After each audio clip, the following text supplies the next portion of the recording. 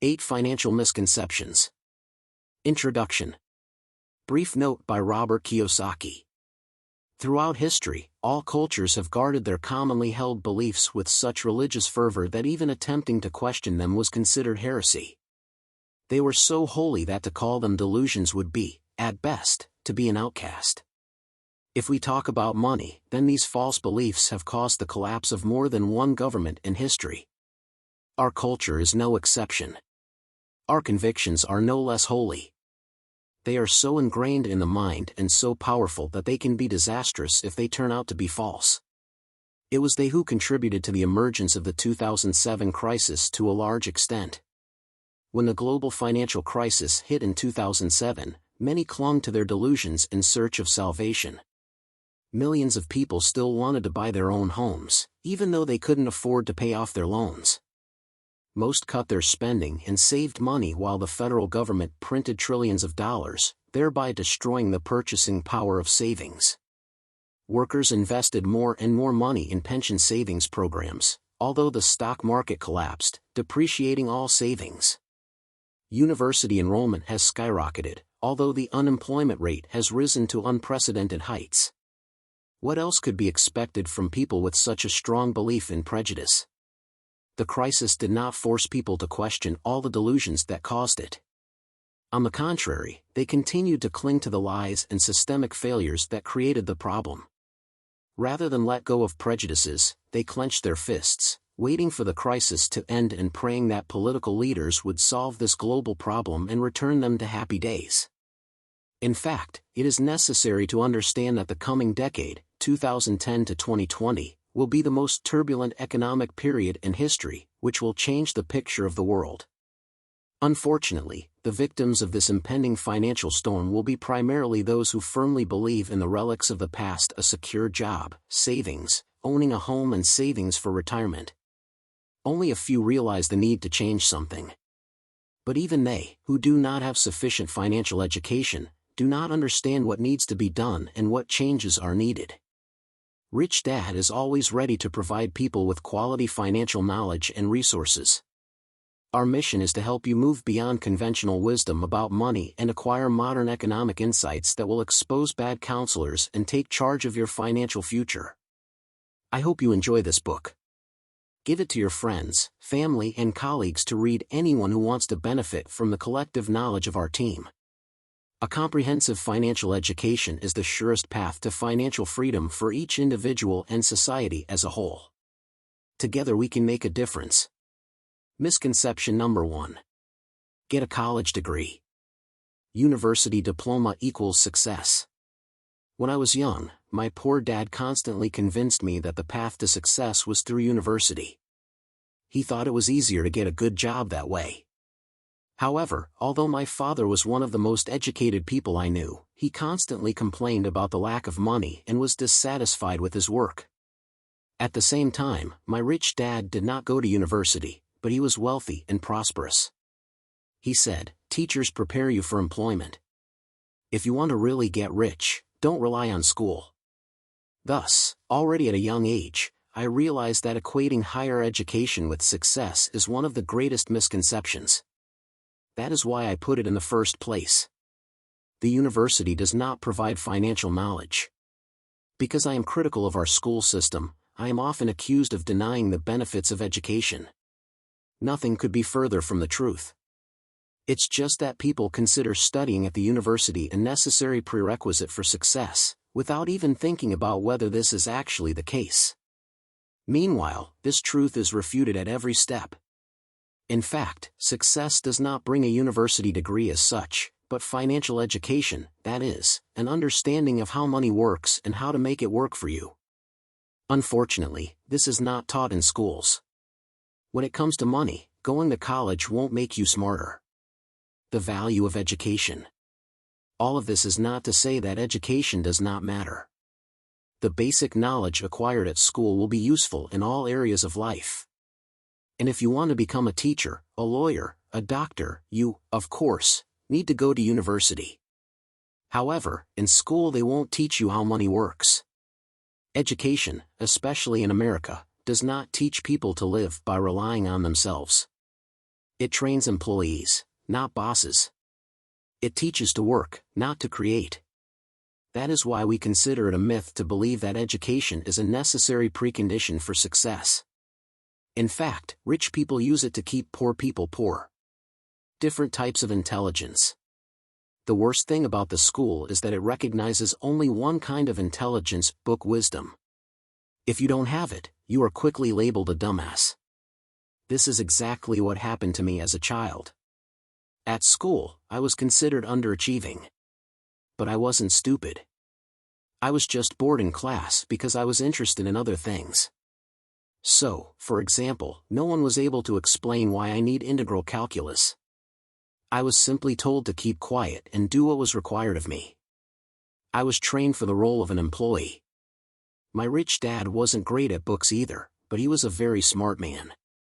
He possessed worldly, street wisdom. This was not taught at school, and I learned this knowledge from him. At the same time, poor dad always taught me the importance of studying.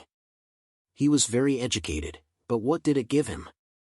For most of my life, my poor dad struggled financially. This is another reason why we at Rich Dad believe the need for higher education is a myth. The so-called experts say that you cannot do without it, but in fact, higher education only makes you a good employee. You can say, but I studied economics at the university. Tom Wheelwright, Rich Dad's tax advisor, also studied accounting in college and was a straight-A student. He will gladly tell you that college gave him absolutely no practical knowledge of finance. He was taught only what he needed for work, but was not taught how to successfully manage his own finances. But Tom went to college for this. People often say that they received some knowledge about money in educational institutions. Yes, you can be taught how to balance a checkbook, but you never learn how money really works. And this is not an accident, but a conscious policy. The rich use the education system to make good employees. Schools tell us what to do and reward us for obedience. Then it is very easy to get into a company where they will also tell you what to do. As a result, people rely on the government and the wealthy bankers who manage the pension funds for everything. The rich use the education system to get richer and keep you poor. If you realize this, it will not be difficult for you to understand why we consider the craving for higher education to be one of the main delusions. Think with your head. People most often fall into the power of delusions, because they are not accustomed to think with their own heads.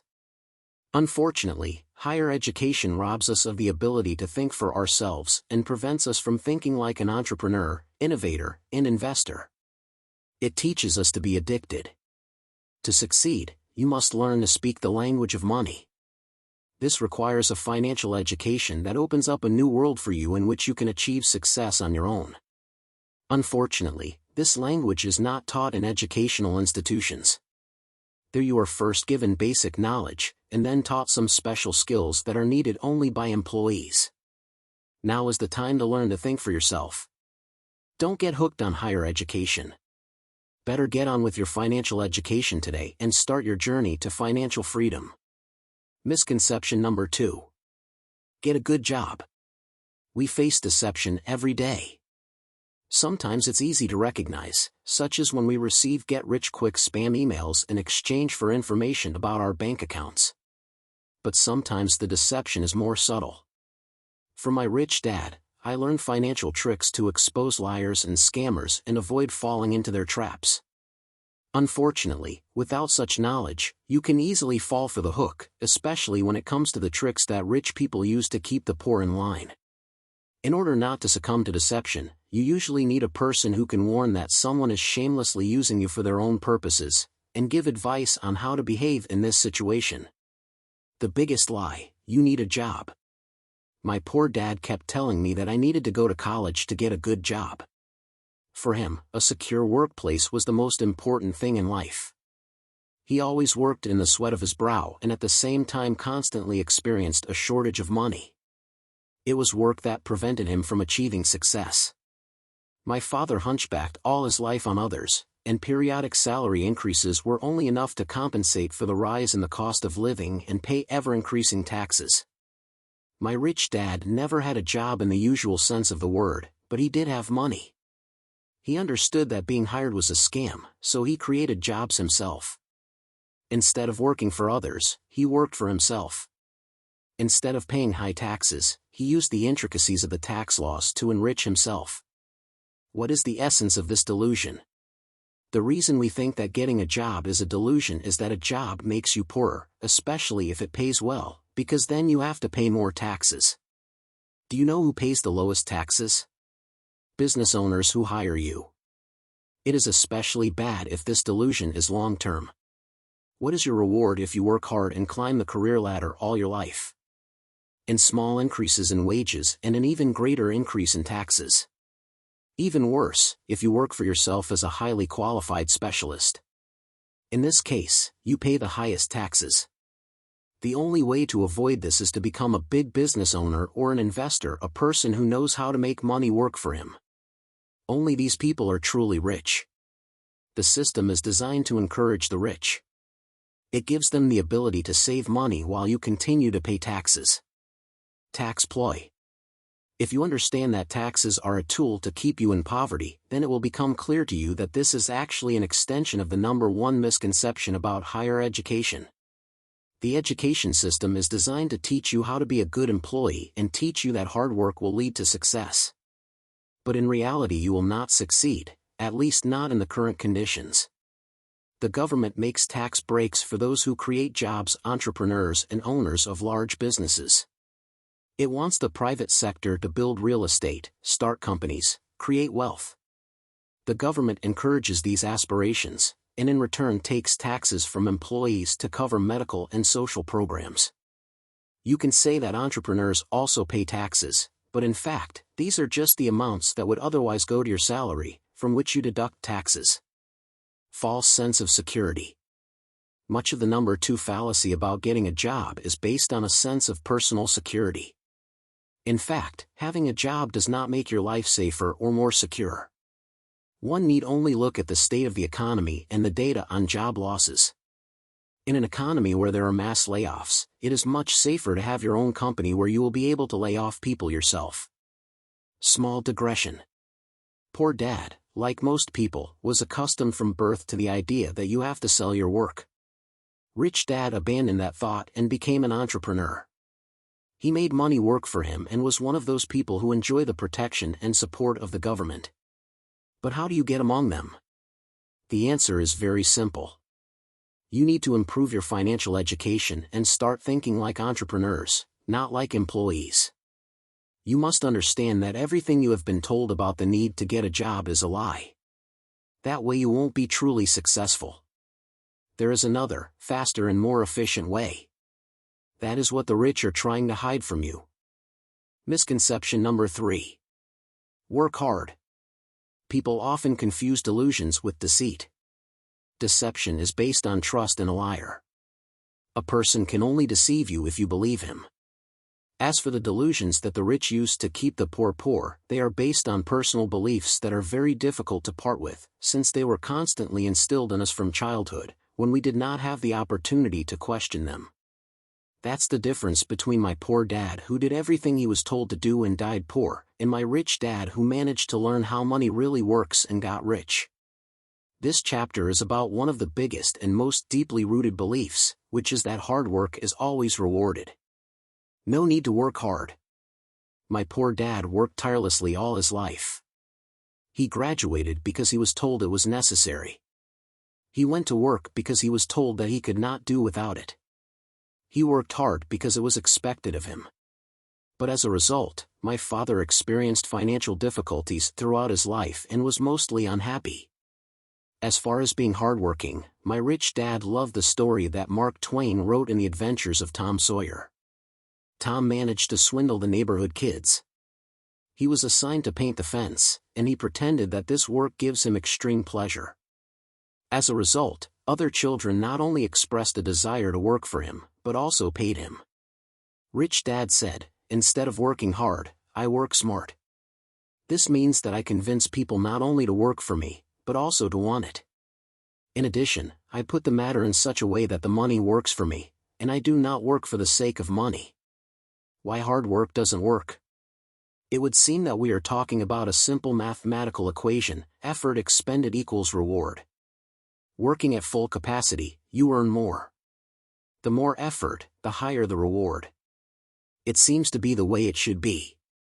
Perhaps it was once so. But today there are two problems. First, as I wrote about fallacy number 2 about the need for a secure workplace, working hard as an employee can actually make you more money, but at the same time you're being taxed more. Thus, the more you work, the more you are penalized financially. That's why we created the Rich Dad recommended series of books to open your eyes to what's going on. Secondly, work for money, which depreciates every day. In the 21st century, average wages have declined markedly due to inflation and continue to fall. If you have been working for 10 years, it is not difficult for you to notice that the money you earn today is worth less than when you started your career. From a practical point of view, this means that today you earn at best the same as 10 years ago, and maybe even less. Instead of working for money, you need to work smart so that money works for you. That's what rich people do. You can work in different ways. Every week most people look forward to Friday because they hate their job. And when Sunday ends, they fall into melancholy, because there are still 5 working days ahead of them. Living like this is unbearable, but not necessary. We are just used to thinking that there is no other way. I love my job and never leave it. Like most entrepreneurs, I am busy with it almost 24 hours a day, 7 days a week, and it does not depress me at all. Yes, I don't feel like I'm working. For me, it's more of a game that I really enjoy. It makes you solve complex problems, but brings pleasure and generously rewards. If such a life seems attractive to you, then the first step to it is to admit that the belief that you need to work hard is a mistake. Stop giving your all to others. Start smartly working for yourself. Misconception number 4. Live within your means. All the delusions I am talking about here are used by the rich to keep you from getting out of poverty. The most striking thing about them is how deeply these delusions are ingrained in our minds. If you were unfortunate at one time and did not have a rich dad to enlighten you, they most likely formed you with strong beliefs and an appropriate attitude towards money. These delusions are firmly imprinted in the brains of most people, and people believe in their truth because they have been hearing about them all their lives. You will probably find it hard to believe that this is all a lie, but it is vital for you to know about it. And now we come to another great misconception. It says that in order to become rich, one must live within one's means. At first glance, this statement makes sense, but the only people who live within their means are the poor. The rich don't follow this rule. Instead, they create the means for an even better life. Vicious worldview. My poor dad used to say, "We can't afford it." Rich dad said, "Instead of living within my means, I make more money so that I can get everything I need." Instead of convincing myself that I can't afford it, I ask the question, how can I do it so that I don't deny myself? Living within your means is a vicious mindset because it keeps you from thinking bigger. Instead of developing your creativity and making more money, you ruthlessly deny yourself everything. You count every hard-earned dollar and figure out what needs and wants can be met with it. But no one likes it when, acquiring one thing, you are forced to give up another, which is also needed. Such a life is terrible. If my wife and I want to spend money on something, we don't try to cut our spending on something else. We are just looking for a suitable source of money for the acquisition. Thus, instead of tightening our belts, we are constantly looking for opportunities to increase our wealth in order to cover all the expenses that we require. It's a completely different mindset. That's how Rich Dad taught me to think.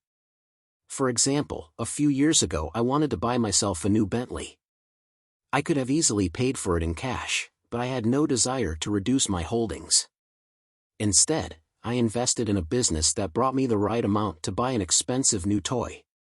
It took a little longer, but within 6 months my investment had generated enough income to pay for the car, and there was still some left. As a result, I now have the car that I dreamed of, and my fortune has only grown. This is the whole difference between the way of thinking of my two fathers, rich and poor. Think like an investor or entrepreneur. Determine what you need and develop a plan for how you can acquire it while increasing your assets.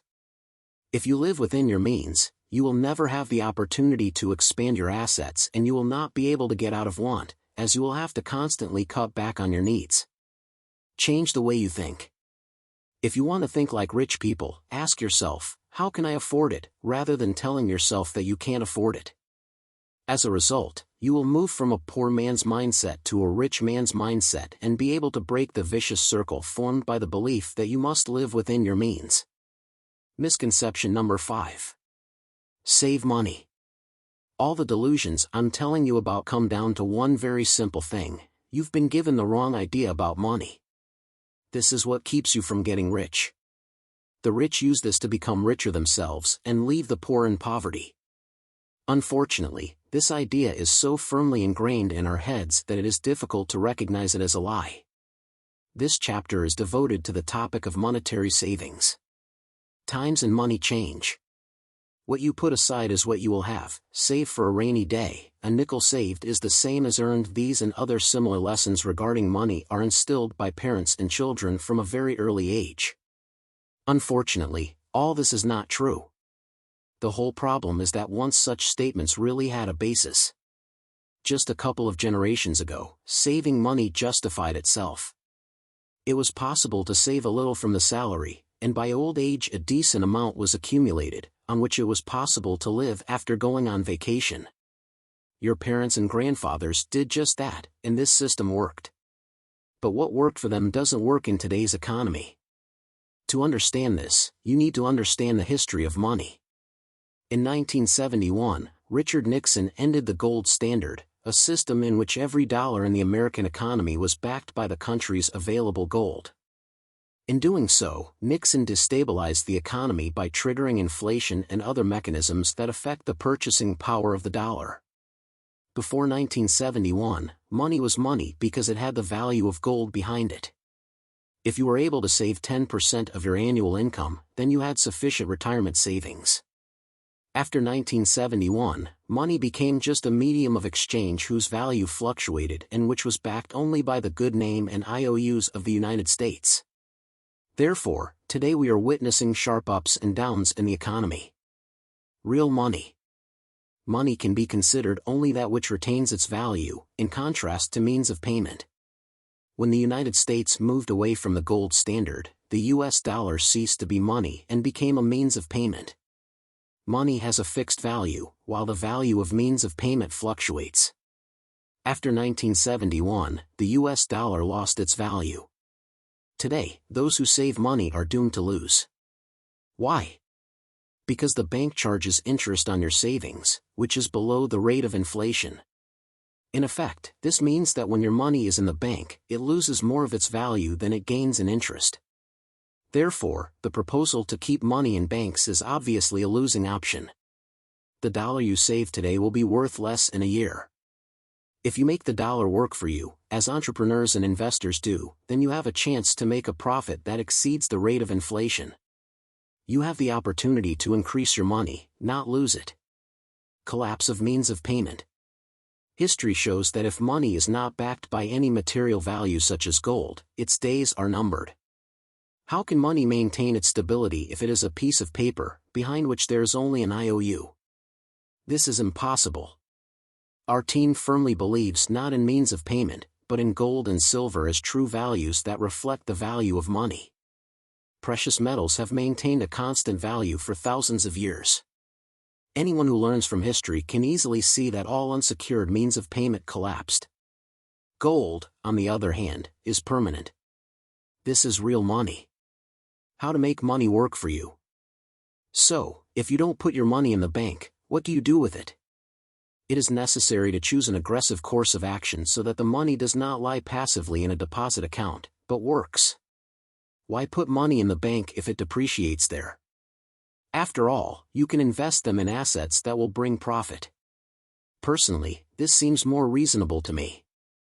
So I urge you not to save money, but to invest it in profitable assets. Only this path will lead you to wealth. Misconception number 6. Your home is an asset. Almost all financial experts say, your own home is your greatest asset. In my book Rich Dad Poor Dad, I made the claim that a house is not an asset, but a liability. It was like throwing a bucket of water into the hornet's nest. The so-called experts attacked me from all sides. At that time, real estate prices were skyrocketing.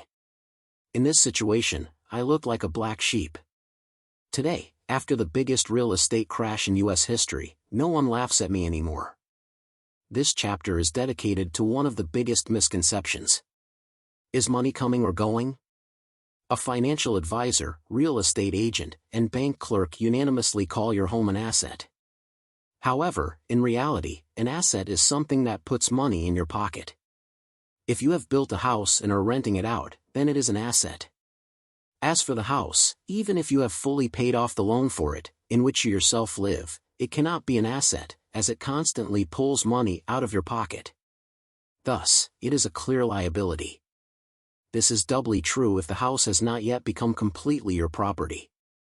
In this case, it is an asset of the bank and works in its favor, and it brings you nothing but expenses. What is an asset? From a business point of view, an asset is your pluses, and a liability is your minuses. You must acquire assets to offset liabilities. By clearing the misconceptions discussed in this book, you will be able to use these terms more consciously and think like an entrepreneur. But what is an asset? The simplest way to define an asset is as an acquisition that brings you income. All assets are divided into four main categories, one of which is real estate. Speaking of real estate, I do not mean your personal home, which is a liability. We are talking about real estate investments that bring you monthly income in the form of rent. There are three more categories of assets: business, securities, and raw materials. If you are an entrepreneur or business owner, then your business is an asset. Paper assets include stocks, bonds, mutual funds, etc. Finally, commodities include gold and other resources such as oil, gas, etc. My wife and I started out earning money in real estate, investing in rental buildings that generated regular income. Subsequently, we diversified our investments and now invest certain amounts in all four categories of assets. Invest to generate cash flow, not capital appreciation. When I wrote Rich Dad Poor Dad, the false belief that a home is an asset prevailed in society. This was in 1997, when house prices were constantly rising. It was not difficult to conclude that the house was an asset because it brought in money through continuous appreciation.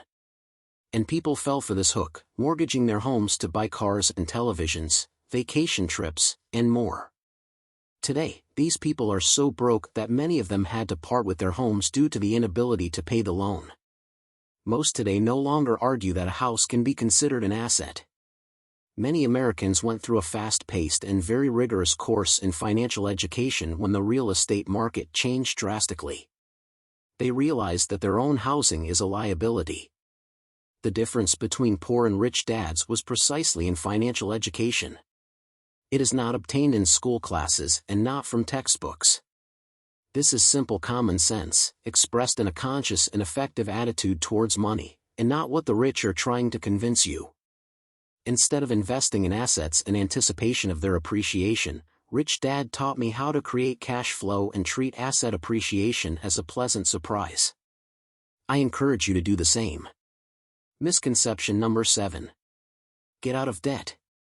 As you read this book, you must have already noticed some common features in the delusions under consideration.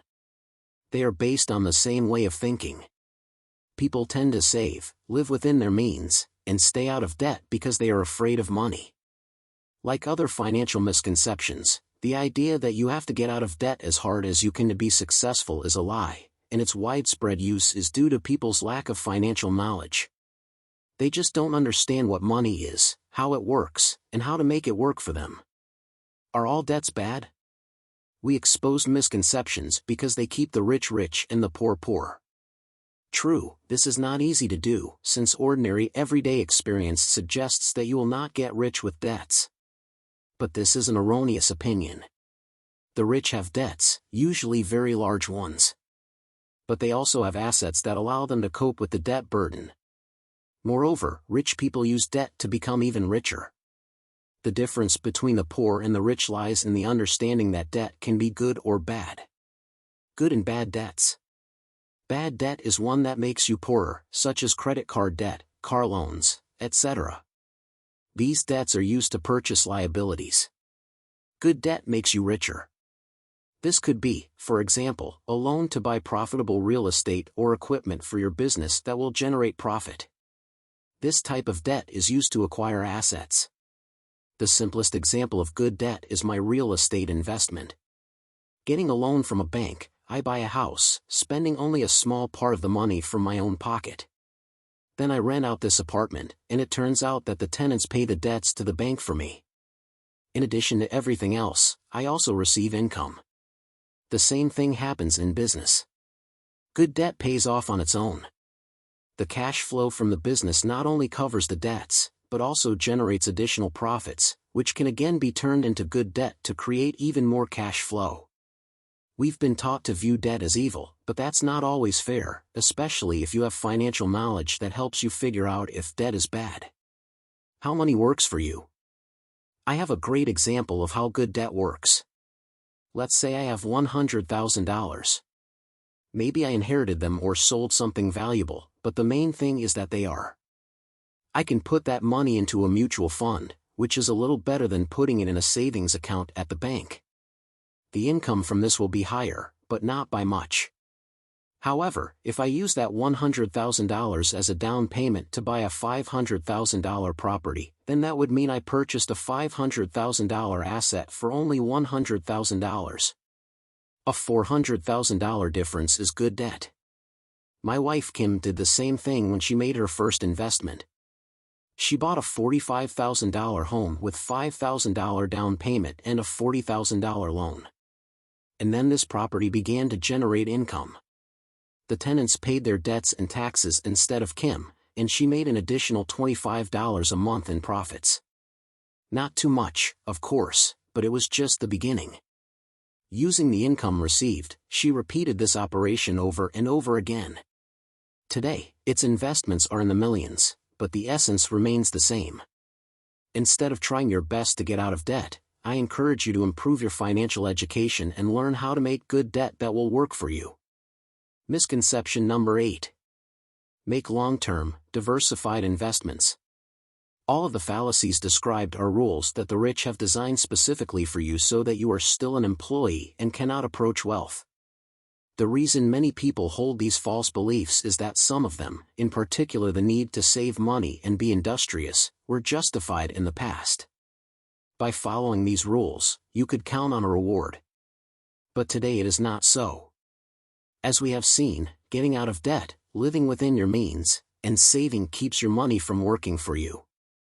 Under such conditions, money is not multiplied. In other words, as you are poor, so you remain. Now let's look at fallacy number 8 about investing in a diversified portfolio of stocks, bonds, and mutual funds for the long term. Investment illusion. If the environment of financial chaos in recent years could teach us anything, it is only that there is nothing reliable and guaranteed. This also applies to long-term investments in stocks, bonds, and investment funds, which financial advisors constantly persuade you to do. 40 years ago, these financial advisors did not even exist. At that time, people were forced to put their retirement savings through various 401k programs. The financial advisory service was created by banks to profit from the financial illiteracy of the population. In order to become a consultant, it is enough to complete a 1-month training course. At the same time, to master the art of massage, you need to study for a whole year. Almost every advisor will tell you that you need to diversify your investments in order to be financially secure. This means that money should be invested in stocks, bonds, and shares of investment funds. Unfortunately, this cannot be called real diversification, because it is carried out only in one asset class in securities, that is, where banks have the largest income. At the same time, such asset classes as real estate, raw materials, and business are completely ignored. Diversification trap. You may say, but a financial advisor helps me to approach investment planning professionally. We have invested in many different assets, and now if the shares of any one company or investment fund fall in price, others will rise. These arguments make sense, but only on paper. Of course, the more assets you invest in, the more reliable your protection against losing money. But you must take into account the fact that all your investments are exclusively paper. They are based on a highly unstable economy and on the same investment model. If the stock market sags, then this happens in all its sectors, and not just in some specific parts. Even if you have invested in Microsoft or McDonald's stock, it won't help you, because in the event of a stock market crash, the value of all stocks decreases. If you have chosen several investment funds at once, the risks are even wider, but still remain, and the result in the event of a crisis will be the same. True diversification is about investing in different asset classes, not stocks of different companies. The same can be said about each individual category of assets. If I invest in condominiums, individual housing and multi-family dwellings, my investment portfolio may seem diversified, but in fact it is in all cases real estate. So I invest in real estate, commodities, such as gold and silver, own my own companies and, of course, buy securities, even though I know they won't make me very rich. Investment control. The whole problem is that by purchasing securities, you transfer control over your money to the wrong hands. The CEO of a company may make the wrong decision, and you will be held accountable for it if the stock price falls as a result. The only way to control is to sell shares. If you continue to keep them, then you just have to wait, fingers crossed for good luck. It's even worse if you invest those shares in your 401k retirement plan. There is even less control. It all depends on the actions taken by the fund. Genuine diversification requires financial knowledge. If you have no desire to increase your financial intelligence, you can continue to use the services of consultants and invest only in securities, because even a monkey can do this. If you want to become rich, I urge you to ignore the recommendations for long-term investments in a diversified portfolio of stocks, bonds, and investment fund units, and improve your financial education in order to truly diversify your investments. Conclusion.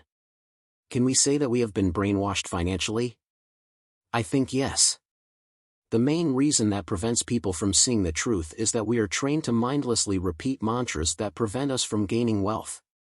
As already mentioned, the word has such power that it can make us both rich and poor. The school system produces well-trained employees. At an age when a person's personality is being formed, family and school teach us to repeat words that are considered financial wisdom, but in reality are a form of self-deception. These words are hammered into the mind and set us up to transfer our hard-earned money into the hands of investors and big business owners. Without a solid financial education, you will remain a prisoner of the slavish mindset. Our leaders are doing nothing to move us from the employee mindset to the investor mindset. They teach us to live within our means, instead of expanding our capabilities. In my opinion, living within your means kills the soul. You can't live like that. As you already know, people who fall into the trap of wage labor lose their opportunity to achieve wealth due to taxes, debt, inflation, and retirement plans. Below I give examples of how we rob ourselves. Taxes. Study to get a good job. Such words set the child in advance for employment, where you will have to pay the highest percentage of income tax. By advising a child to work hard to earn more money, you inevitably push him into a higher tax bracket and sentence him to a life in which he will have to constantly part with money earned by sweat and blood. Financially educated people who think like investors and owners of large businesses enjoy completely different taxation rules. Earning more, they pay less taxes, and sometimes they do not pay them at all. As already mentioned, the investor and owner of the company can earn millions of dollars and avoid taxation altogether, and on completely legal grounds. Long. Buy your own house. It will be your best investment. Giving a person such advice, you force him to get into bad debts to the bank. The house is a liability because it takes money out of your pocket. Buying your own home drives a person into huge debts and does not bring any income. In the context of the current economic crisis, this has become quite obvious. people with the mindset of investors and big business owners use debt to acquire cash-generating assets, such as an apartment building for rent. Such a purchase brings them income. Inflation. Save and save money. By putting money in the bank, people, without realizing it, contribute to inflation, which devalues their savings. A so-called fractional reserve banking system allows banks to take your savings and lend them out to other people over and over again. On this, they earn much more than they accrue to the depositor in the form of interest. In other words, savers themselves undermine the purchasing power of money. The more they save, the higher inflation becomes. Moderate inflation is in any case better than deflation, which is destructive and difficult to stop. The problem is that if bad asset buybacks and other stimulus measures fail to stop deflation, then the government will print so much money that we will slide into hyperinflation, in which case bank savers will suffer the biggest losses. By taking your saved dollar to the bank, you kind of give it a license to print more money. If you understand this concept, it will become clear to you what advantages people with a financial education have. Retirement savings. Invest your money on a long-term basis in an investment portfolio of stocks, bonds, and investment fund units. Such advice only makes Wall Streeters richer in the long run. Who doesn't like it when millions of people send you their money every month? I ask myself, why should I give my hard-earned money to Wall Street when I can legally print my own money using my wits and financial knowledge? Summarizing. Since there is no financial education in school, people have become slaves of money. We are driven by greed and the fear of losing money. If you want to change your life, first change your thoughts. Learn the vocabulary of rich people. Your advantage over others can only be financial knowledge.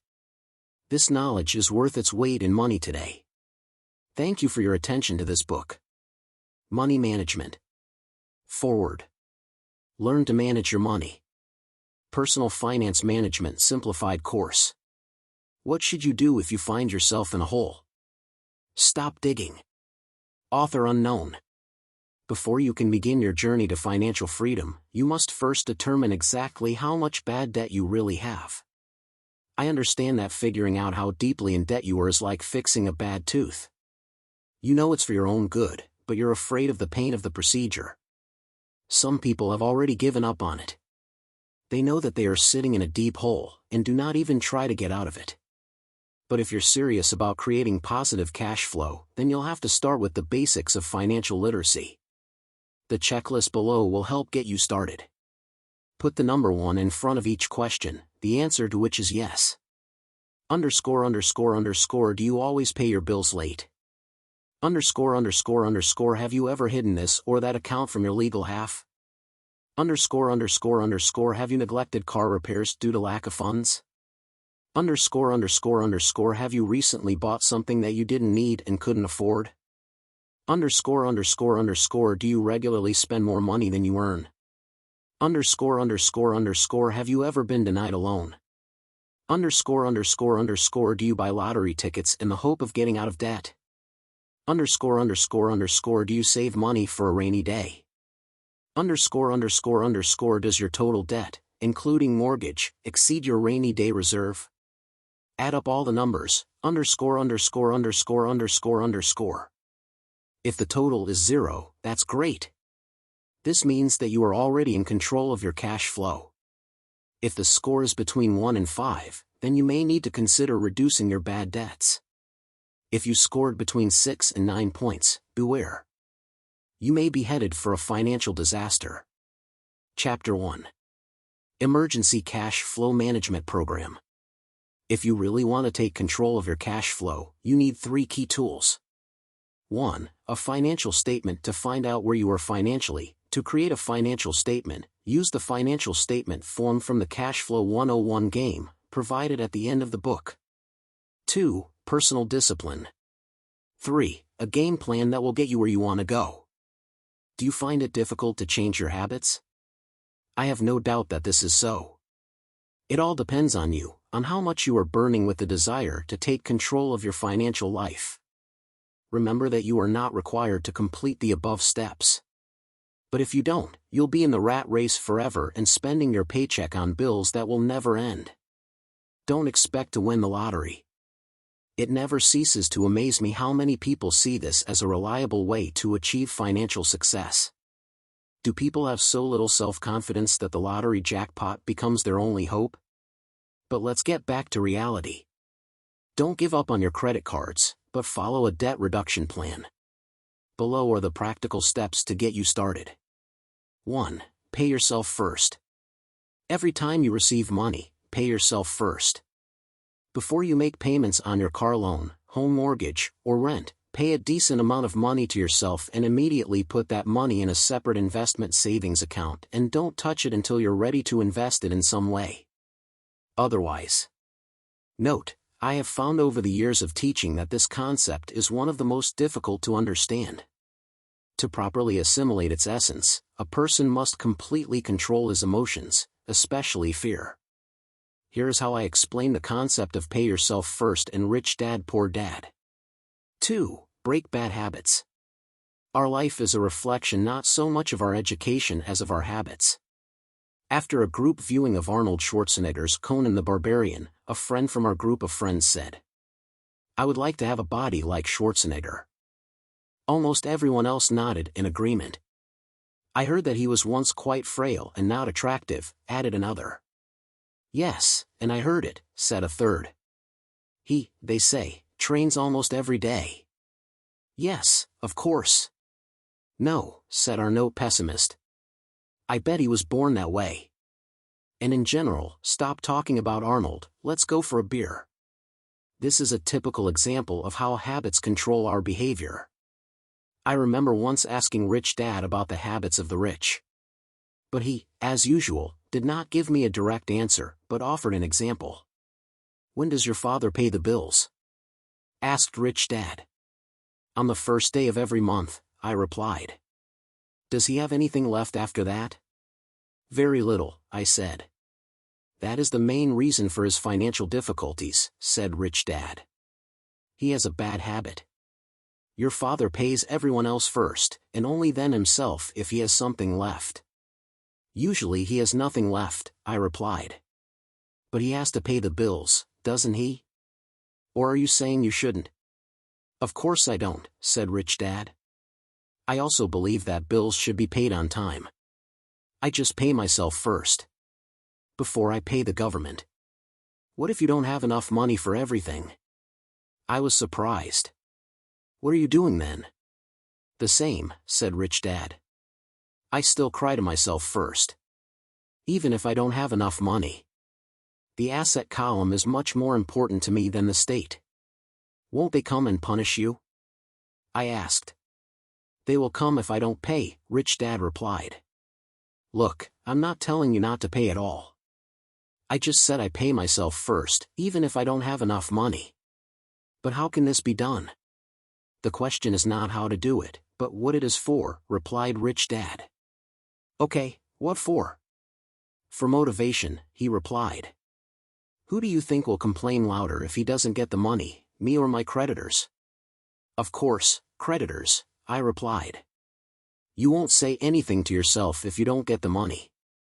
Here you see. Therefore, after I pay myself, the pressure on me from the state and creditors will become so strong that I will have to look for additional ways to receive income. Having to pay them motivates me. I work new jobs, start new companies, play the stock market, do anything to keep these guys from coming on to me. The pressure makes me work harder, think more, and generally makes me smarter and more active financially.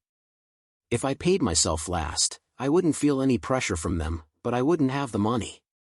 "So, you are motivated by fear of the state and the people to whom you owe money?" "Exactly," said Rich Dad. "You see, government tax collectors are real robbers. Like all other debt collectors. Most people are too afraid of these bulls. They pay them and never pay themselves. Have you seen an ad about a 45-kilo squishy guy who gets sand thrown in his face by a bully?" I nodded. "This bodybuilding ad is being printed everywhere now. Well, most people allow sand to be thrown in their faces. And I decided to use this fear in order to make myself stronger. Others are weakened by fear. Forcing yourself to think about how to make more money is the same as going to the gym and pulling iron. The more I exercise the muscles of my brain, the stronger I become. Now I'm not afraid of hooligans. If I pay myself first, I will become stronger both financially and mentally. I like the idea. So if I pay myself first, I'll be stronger both financially and mentally? Rich Dad nodded. And if I pay myself last, or don't pay at all, I will become weaker. And all sorts of bosses, managers, tax collectors and homeowners will push me around all my life. Simply because I have bad habits. Rich Dad nodded again. Like a squishy guy in a bodybuilding ad. 3. Reduce the cost of sundries. All sorts of things are those extra things in life that we all crave to have, but which we don't really need. Just break the habit of buying impulsively. This is where self-discipline and willpower come into play. If you really want to get out of bad debt, you will need to learn how to defer rewards. I am not trying to question Rich Dad's advice. He was convinced that only the steady expansion of your arsenal of means and methods to achieve the goal makes it possible for you to afford to lead any lifestyle. However, there are times when you have to stop and do something else to get started on the right path. Remember the words above. What should you do if you find yourself in a hole? Stop digging. Unfortunately, many people barely make ends meet living paycheck to paycheck. To remedy this, we will take a close look at the take control of your cash flow formula and tips to help you stop digging and start implementing a plan to improve your financial future using the cash flow quadrant. Let me briefly explain what the cash flow quadrant is. 8 financial misconceptions. Money management. P. Employed. C. Self-employed and small business owners. B. Owners of large businesses, from 500 employees. I. Investors. Quadrant E. Employed. When I hear the word stable job or benefits, it becomes clear to me what a person is. The word safety often becomes a reaction to the emotion of fear. More often than not, talking about stability comes as a reaction to the fear of those who come from the E quadrant. When it comes to money and work, there are many people who simply hate the feeling of fear associated with economic insecurity, which explains their desire to feel secure. The word benefits means that people want some kind of additional reward, that is, guaranteed additional compensation, such as health insurance or a pension plan. The bottom line is that they want to feel secure and see the assurance of that security in writing. Uncertainty does not allow them to feel happy. For happiness, such people need confidence. An inner voice makes them say, "I will give you what you need if you promise to give me what you need in return." They want to drown out their fear with a certain degree of certainty, so when they are hired, they look for guarantees and firm agreements. That is why their words "I am not interested in money" are completely sincere. For them, the idea of security is often much more important than money. Quadrant S, self-employed and small business owners. These are people who want to be their own bosses. I call them jacks of all trades. Often, when it comes to money, the inner hardness of the C quadrant does not tolerate that his income would depend on other people. In other words, if such a person works hard, he expects a decent pay for his work. People in this category do not like to have the money they receive determined by a person or group of people who do not work as hard as they do. If they work well, they should be paid well. At the same time, people in this category understand that if they do not work hard, they will not deserve high pay for their work. In monetary matters, their soul desperately demands independence. Quadrant B, large business owners. People in this group are almost the exact opposite of those in the C quadrant. Real business people love to surround themselves with smart people from all 4 quadrants. Unlike the people in Quadrant C, who don't like to delegate work to anyone, because no one can do it better, they like to empower others. The motto of the true representatives of the B quadrant: why do it yourself when you can hire someone who will do it for me and better than me? The difference between a Type C business and a Type B business. The owner of a large business may leave his firm for a year or more, and then return to find that it is even more profitable and better managed than when he left. As for the owner of a small business, if he is absent for a year or more, he will most likely have nowhere to return to. So what is the reason for this difference? Simply put, the C quadrant owns the job, while the B quadrant owns the system and hires competent people to manage it. In other words, in many cases, the inhabitants of the C quadrant are themselves a system. That's why they can't leave their business. Big business owners can go on vacation for the rest of their lives because they own the system, not the job. If the representative of Sector B goes on vacation, he still continues to receive money. Quadrant I, investors. Investors make money with money. They don't have to work because their finances work for them. The I quadrant is the playing field for the rich. People can make money in any quadrant, but if they hope to one day become rich, they will sooner or later have to come to the I quadrant. It is in this quadrant that money is converted into wealth. Chapter 2. Getting started. Now that you've got an idea of the cash flow quadrant and decided which quadrant you want to be in, it's time to discipline yourself and take control of your cash flow. Take control of your cash flow. 1. Compile your financial statement. Make it as complete as possible. Be honest with yourself. Carefully analyze the financial statement you have just completed. 2. Take a chart of the cash flow quadrant and determine which sector you are generating income from today. 3. Decide which quadrant you want your main income to be in 5 years from now. 4. Start implementing your cash flow management plan.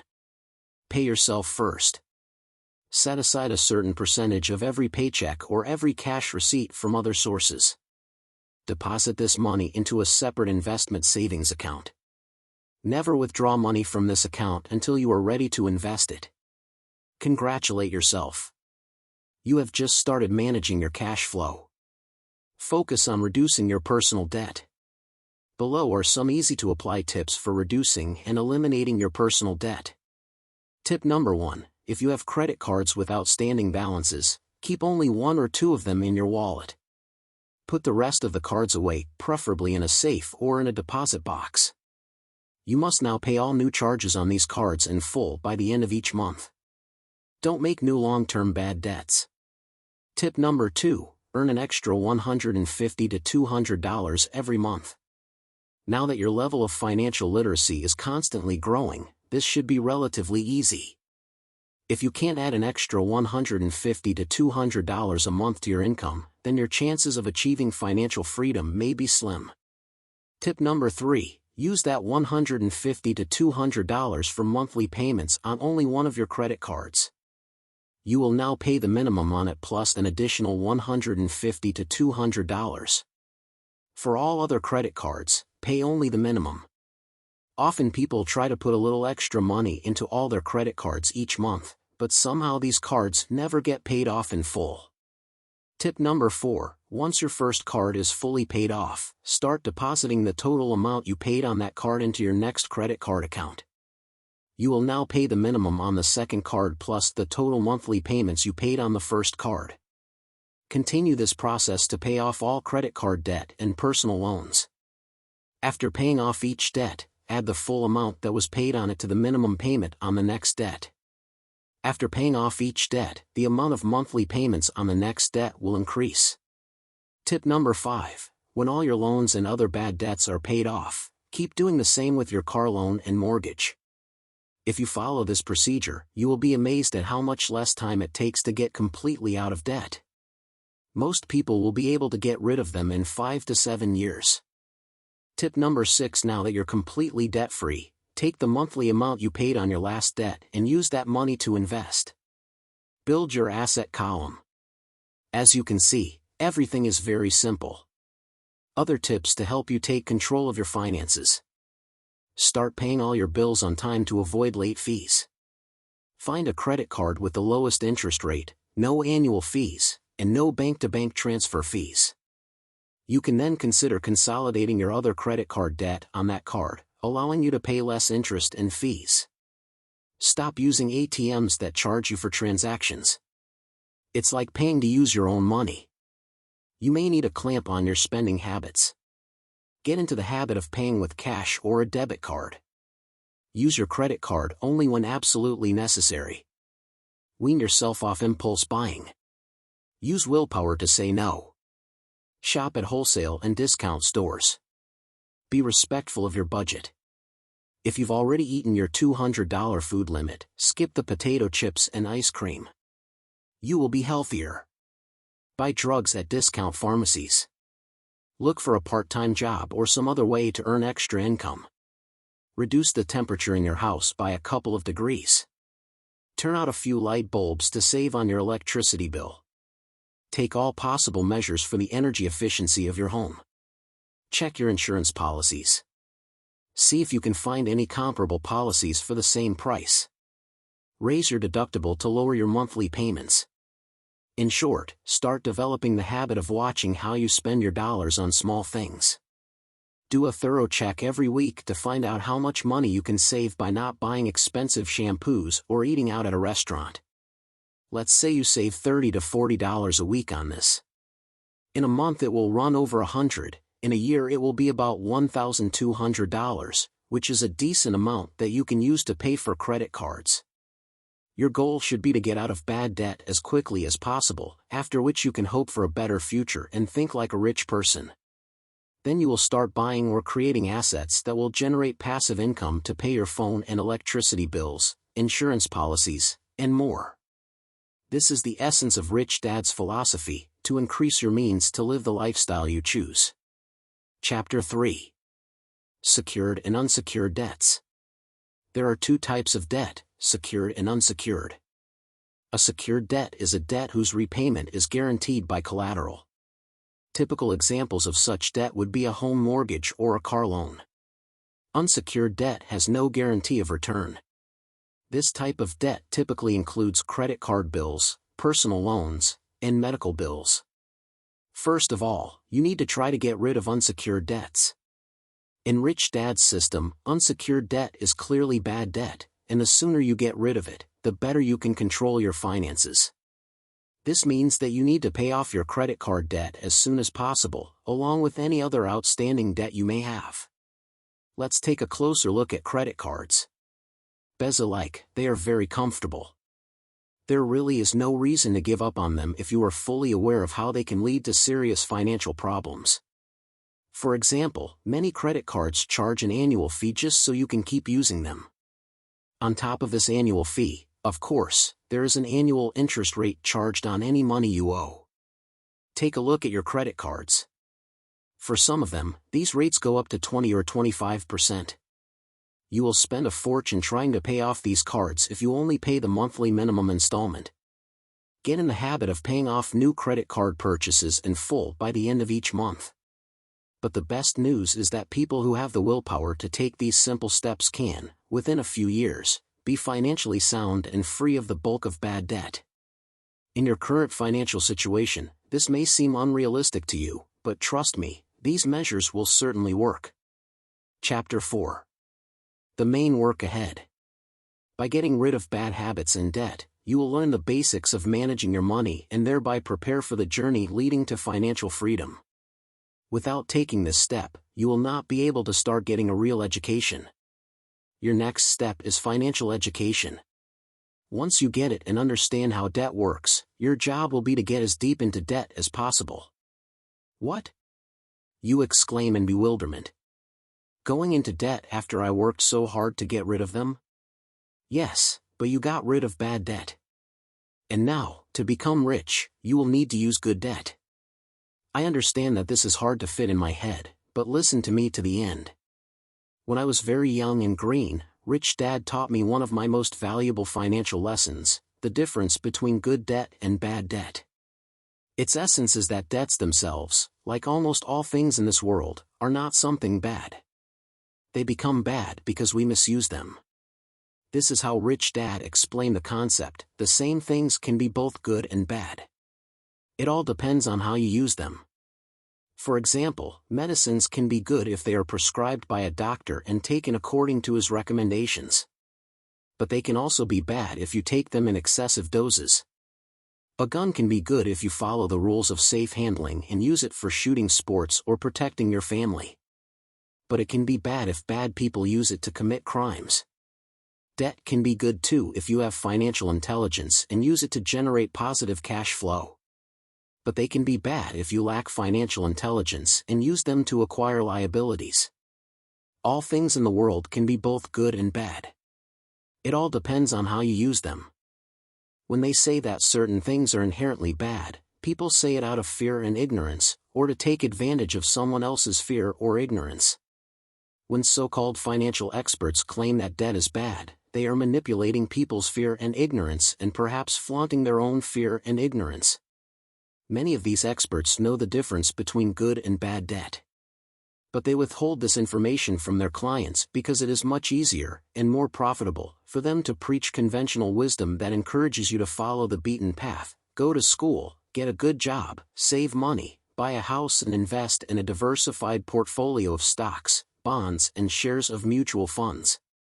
The use of debt inevitably involves risk, so many people, instead of educating themselves, choose a quiet life that guarantees a minimum income. But the problem is that the old financial wisdom and the old rules of the money game are more risky these days than ever before. The savers are becoming losers, and the middle class are disappearing as a class. You have a choice: to live in ignorance and fear, suffering the pain that this decision will cause you as the debt crisis destroys the middle class. Or you can arm yourself with financial knowledge and have the courage to gamble under the new rules that debt used to acquire assets is good and taxes show you the path to wealth. Chapter 5. Final thought. Managing your money is just the beginning. Do you have the courage to continue your journey to financial freedom? Money management can seem like a daunting task, especially at first. You have a lot to learn no matter how much you already know. This process will continue until the end of life. But the good news is that the hardest part of the process is the beginning. Managing your money is not that difficult.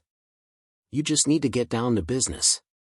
Form a financial report from the game cash flow.